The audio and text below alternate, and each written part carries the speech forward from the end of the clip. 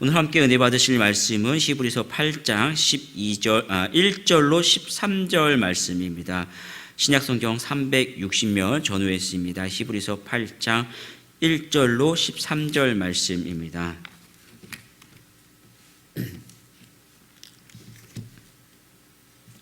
히브리서 8장 1절로 13절 말씀 함께 천천히 합독하도록 하겠습니다. 지금 우리가 하는 말의 요점은 이러한 대제사장이 우리에게 있다는 것이라. 그는 하늘에서 지극히 크신 이의 보좌 우편에 앉으셨으니 성소와 참 장막에서 섬기는 이시라. 이 장막은 주께서 세우신 것이요 사람이 세운 것이 아니니라. 대제사장마다 예물과 제사 드림을 위하여 세운 자니 그러므로 그도 무엇인가 드릴 것이 있어야 할지니라. 예수께서 만일 땅에 계셨더라면 제사장이 되지 아니하셨을 것이니 이는 율법을 따라 예물을 드리는 제사장이 있음이라. 그들이 섬기는 것은 하늘에 있는 것의 모형과 그림자라. 모세가 장막을 지으려 할 때에 지휘하심을 얻음과 같으니 이르시되 삼가 모든 것을 산에서 내게 보이던 본을 따라 지으라 하셨느니라. 그러나 이제 그는 더 아름다운 직분을 얻으셨으니 그는 더 좋은 약속으로 세우신 더 좋은 언약의 중보자시라. 저 첫 언약에 무음하였더라면 둘째 것을 요구할 일이 없었으려니와 그들의 잘못을 지적하여 말씀하시되 주께서 이르시되 볼지어다 날이 이르니 내가 이스라엘 집과 유다 집과 더불어 새 언약을 맺으리라. 또 주께서 이르시기를 이 언약은 내가 그들의 열조의 손을 잡고 애굽 땅에서 인도하여 내던 날에 그들과 맺은 언약과 같지 아니하도다. 그들은 내 언약 안에 머물러 있지 아니하므로 내가 그들을 돌보지 아니하였노라. 또 주께서 이르시되 그날 후에 내가 이스라엘 집과 맺을 언약은 이것이니 내 법을 그들의 생각에 두고 그들의 마음에 이것을 기록하리라. 나는 그들에게 하나님이 되고 그들은 내게 백성이 되리라. 또 각각 자기 나라 사람과 각각 자기 형제를 가르쳐 이르기를 주를 알라 하지 아니할 것은 그들이 작은 자로부터 큰 자까지 다 나를 알미라. 내가 그들의 불의를 긍휼히 여기고 그들의 죄를 다시 기억하지 아니하리라 하셨느니라. 새 언약이라 말씀하셨음에 첫 것은 낡아지게 하신 것이니 낡아지고 쇠한 것은 없어져 가는 것이니라. 아멘. 함께 봉독한 말씀을 중심으로 우리에게 있는 대제사장이라는 제목으로 은혜를 나누도록 하겠습니다. 히브리서는 그 예루살렘 교회에 핍박이 온 후에 흩어져 있는 그 성도들을 대상으로 기록했습니다. 우리에게 고난이 오며 우리 신앙이 많이 흔들리게 되지요. 이 사람들이 그 고난이 왔을 때 신앙이 흔들리고 다시 유대교로 돌아가려는 그런 성향들이 있었습니다. 그들이 예수님 믿기 이전에는 단순한 그 유대교 신앙만 지켰으면 되죠. 그 유대교 신앙이라는 것이 어떤 그들의 첫 신앙과 같이 어떤 뜨거운 열정이라기는 보다는 굉장히 형식적인 것들이 굉장히 많았습니다. 그들이 나면서 8일이 되면 할례를 받았고 또 그 할례라는 것이 그 어떤 외적인 표징으로서 우리가 하나님의 백성이다라고 이야기하지만 사실 날지 8일 만에 그 자신들이 할례를 행한 것이 아니죠. 또 부모가 아무것도 모를 때 부모가 그 생식기에 표피를 잘라버립니다. 그러니까 아픈 것도 모르고 자기가 한 것도 아니었죠. 그냥 그렇게 하나의 형식 신앙의 모습을 지나가 버립니다. 단지 1년에 몇 번 정도 3차례 정도 성전에 가서 제사를 지내는 것, 그것이 그들의 신앙의 모습이었고 또 평상시 어떤 율법을 지킨다고 말합니다. 그러나 우리가 알고 있는 것처럼 그들의 율법의 모든 조항을 다 철저하게 지켰던 것도 아니에요. 그냥 옛날부터 지켰던 것들만 그냥 형식적으로 지켰고, 그러니까 단순히 보면은 어렸을 때부터 알지 못할 때 내가 할례가 돼 있던 거, 또 아니면 그냥 1년에 3번 정도 성전에서 제사를 지냈던 거 늘 하던 대로 때도 그냥 몇 가지의 율법의 조항을 지켰던 것, 이런 것들이 그들의 신앙생활의 모습이고 어떻게 보면 늘 하던 것이니까 큰 어려움 없이 지켜졌던 것들이 그들의 신앙이었습니다. 그런데 예수님을 믿고 나서는 이제는 어떤 복음 때문에 내가 고난을 받는 그러한 신앙이 있었죠.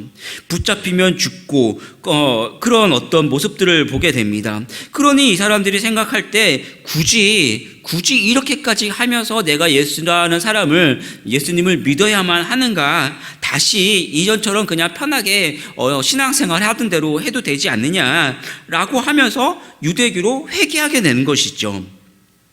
그래서 이 히브리서의 기자는 이전 이 사람들이 그들로 다시 돌아가려고 하는 어떤 유대교의 어떤 핵심적인 사상들, 제사장, 율법, 이런 것들과 예수님을 비교하면서 결국 그들이 그 유대교에서 너희들이 지금 다시 돌아가려고 하는 어떤 이런 유대교의 핵심적인 것들은 예수님과 비교할 때 예수님의 그림자밖에 되지 않는다. 반면에 너희가 믿어야 하는 이 예수님 뭐냐? 예수님의 존재와 예수님의 가치를 우리에게 말씀해 주면서 그런 것들로 다시 돌아가는 것이 아니라 핍박이 와도 타협하고 포기하지 말고 그 중심이 되시는 예수 그리스도를 붙잡고 바라봐라 라고 하는 것이 이 히브리서의 이야기입니다.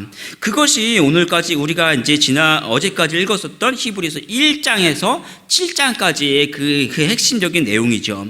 그래서 오늘 말씀 1절을 보면 이렇게 기록합니다. 지금 우리가 하는 말의 요점은 이러한 대제사장이 우리에게 있다는 것이다 라는 말씀이죠. 그러니까 지금까지 1장에서 7장까지 했던 말이 다 이러한 것들이고 그렇게 이야기하는 것입니다. 근데 지금 우리가 하는 말의 요점은 뭡니까?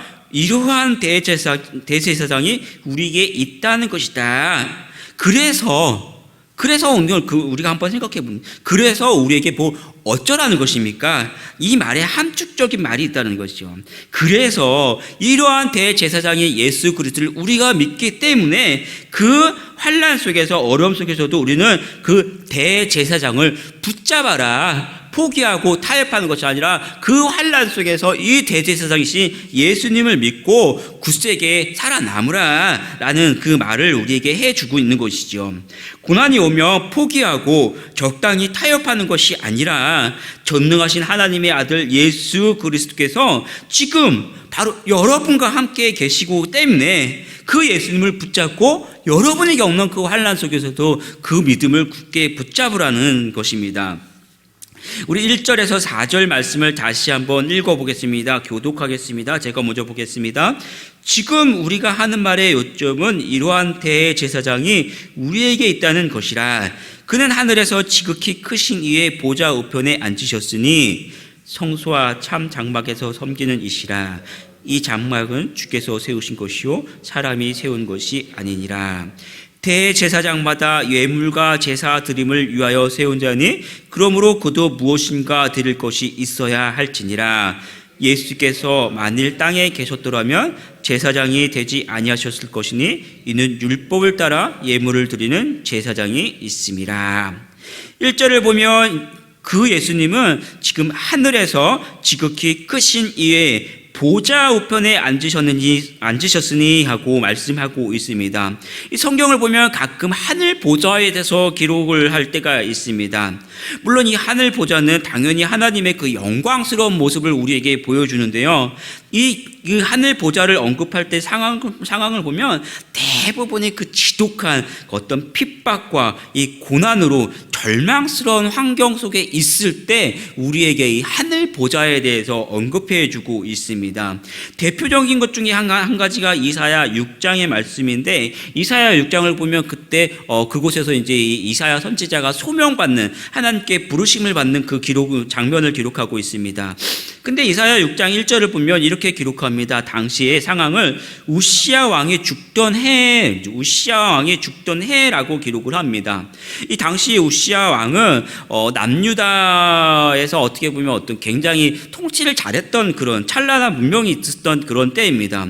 그래서 이 당시에 그 남유다가 블레셋이나 암몬 그 당시 주변국들에게 심지어 조공까지 받던 그런 당시 상황이었습니다. 얼마나 번성했던 때입니까?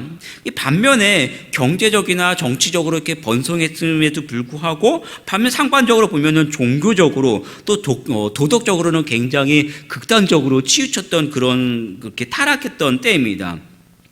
그런 상황 속에서 우시야가 죽던 해부터 이 남유다가 정치적으로 경제적으로 완전히 극단으로 치닫기 시작합니다. 그러니 이 우시야가 소명을 받던 이 우시야가 죽던 해는 이스라엘 상황을 볼 때 정치, 경제, 도덕, 영적 상태 모든 것이 다 무너지고 누가 봐도 아무런 소망이 없던 그때에 이사야가 소명을 받죠.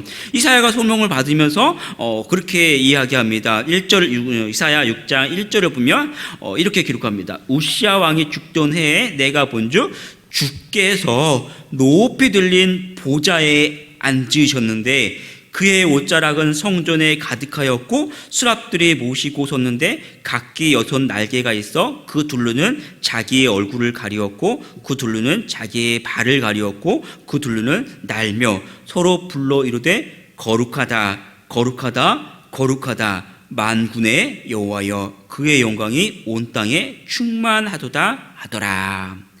하늘 보좌를 언급하죠. 하늘 보좌.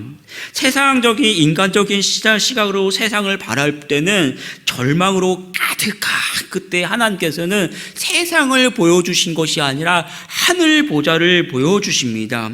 그때 이사야 선지자가 그 절망 속에서 하늘 보좌를 바라보면서 뭐라고 고백합니까? 화로다 나여 망하게 되었도다 라고 고백하지요. 그 시각을 세상이 아니라 하나님 하늘 보좌를 바라보게 되고 새로운 것들을 보며 신앙을 굳건하게 하게 되는 것이죠. 요한계시록을 한번 생각해 보십시오. 사도들이 핍박 속에서 다 순교했습니다. 유독이 이 요한 사도만 살아남아서 반모섬에 유배되게 되죠. 살아있긴 하지만 그도 아무것도 할 수 없는 어떻게 또 자기 자신도 당장에 어떻게 될지 없는 알 줄 모르는 이 가장 절망적인 그러한 상황 속에서 하나님께서는 그에게 이 하늘 보좌를 계시로 보여주십니다. 요한계시록 1장 4절에서 5절을 보면 이렇게 기록합니다. 제가 읽어드릴게요. 요한은 아시아에 있는 7 교회에 편지하노니 이제도 계시고 전에도 계셨고 장차 오실 이와 그의 보좌 앞에 있는 7 영과 또 충성된 증인으로 죽은 자들 가운데서 먼저 나시고 땅의 임금들과 머리가 되신 예수 그리스도로 말미암아 은혜와 평강이 너희에게 있기를 원하노라. 가장 절망스러운 그때에 세상을 보여주신 것이 아니라 하늘 보좌에 계신 예수 그리스도를 보여주시면서 뭐라고 말씀하시냐면 그 하늘 보좌로부터 너희에게 교회 앞에 평강이 있기를 원하노라 라고 계시 또 하나님의 말씀을 남겨주신 것이죠. 지금 자신은 어떻습니까? 반모섬에 가둬버린 그 로마의 황제, 사람들은 그 로마의 황제가 보좌에 앉았다. 그래서 그 자는 우리를 이렇게 핍박하지만 그 로마의 황제 그 보좌를 보여주신 것이 아니라 하나님께서는 하늘 보좌를 보여주시면서 이렇게 고통스럽고 절망스러운 속에서도 나는 너에게 평안을 주노라. 은혜와 평강이 너에게 있기를 원하노라 라고 말씀해 주십니다. 내 앞에 어려움과 문제가 아니라 하늘 보자 그것을 바라보는 것이 신앙의 본질적인 문제입니다. 신앙이 무엇입니까? 신앙은요 여러분을 위해서 나를 위해 이 땅에 오신 예수님을 믿는 것입니다. 믿는 것. 성경이 사람들에게 주어주신 이야기, 다른 사람의 이야기가 아니라 내가 믿고 여러분이 믿고 내가 그들처럼 살아가는 거예요. 성경의 이야기를 보십시오. 얼마나 고통과 박해와 수많은 사람들이 죽어가면서 절망적인 상황 속에서도 믿음을 지켜갔던 우리 선조들의 삶의 이야기 얼마나 위대합니까? 그분들의 이야기가 아니라 바로 오늘 여러분의 삶 속에서 절망적이고 힘들고 어려운 그때 바로 여러분이 하늘 보좌의 시각을 고정하고 그 예수님을 바라보는 여러분들의 위대한 신앙의 이야기가 바로 여러분의 이야기입니다. 신앙은요, 약하고 힘없는 것이 아니라는 거예요. 고난 속에서도, 바로 여러분이 고난과 어려움 속에서도 하나님의 역사를 경험하는 위대한 우리 성도들이 되기를 축복합니다. 6절을 보면 예수님이 우리의 중보자시라고 말씀합니다. 우리 6절 말씀 같이 한번 읽어볼게요. 그러나 이제 그는 더 아름다운 직분을 얻었으니 그는 더 좋은 약속으로 세우신 더 좋은 언약의 중보자시라. 이 당시에는 사람과의 이렇게 분쟁이 있을 때 그 가운데서 사람들이 어떤 적극적으로 화해시켜주는 그런 사람들이 굉장히 많이 있었다고 합니다. 이것을 헬라어로 보면 메시테스라고 표현하고 오늘 말씀에는 중보자라고 표현하죠. 이건 진짜 실질적으로 중보자라는 사람들이 있었다라는 것이죠. 그리고 그 사람들이 어떤 이 중보의 역할을 할 때 나는 너를 믿지 못하겠어. 만약에 이렇게 되면 어떻게 할 거야? 라고 하면 이 사람들이 직접 나서서 그런 상황이 있으면 내가 어떤 물질로 아니면 이런 상황으로 직접 보증을 쓸게 하고 하는 그런 경우도 있었다고 합니다. 타인을 위해서, 타인의 화해를 위해서 자기 자신의 것을 희생하는 모습을 보여주는 것이죠. 오늘 말씀에 보면 그 모습이 바로 예수님의 우리의 어떤 중보자의 그 모습을 표현하는 것입니다. 예수님께서 십자가에 죽으심으로 자신의 희생하심으로 보증이 되어주심으로 하나님과 우리와의 그 사이에 막힌 담을 헐어주셨습니다. 우리의 중보자가 되어주셨죠. 하늘의 영광을 버리시고 이 땅에 오셨고 고난받으시고 우리를 사랑하시되 끝까지 사랑해 주셨습니다. 얼마만큼 사랑하셨습니까? 예수님께서 십자가에 죽으실 때 그 고통 속에서 잠시라도 그 고통을 잊으라고 군인들이 그 긴 작대기에 쓴 그 해흉을 적셔다가 예수님의 그 입가에게 살짝 적셔 주었죠. 맛보라고 맛있으라고 대해준 것이 아니죠. 너무 고통이 강하니까 그 쓴 해흉을 잠시라도 입에 대고 잠시나 그거라도 고통이 사라지라는 것이죠. 그런데 예수님이 어떻게 하셨습니까? 입가에 대시고는 그것을 거절하셨어요. 우리를 위해 받으시는 그 고난을 조금이라도 회피하지 않고 마지막까지 우리의 모든 고난을 다 짊어지시고 감당하시고 가셨던 것이죠. 그것이 주님이 우리를 사랑하신 그 사랑의 모습입니다. 바로 여러분이 경험하는 그 아픔과 그 고통의 문제를 마지막까지 다 짊어지고 가신 거예요. 세상에 아무리 좋은 것이 다 있어도 무엇도 주님의 사랑과 바꿀 수 없습니다.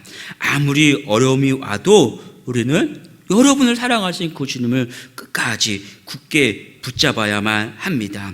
이 하루도 하나님께 가는 유일한 길로 우리의 중보자 되신 우리를 끝까지 사랑하신 그 예수님을 온 마음을 다해 사랑하고 섬기는 우리 성도들이 되기를 축복합니다. 함께 기도하겠습니다.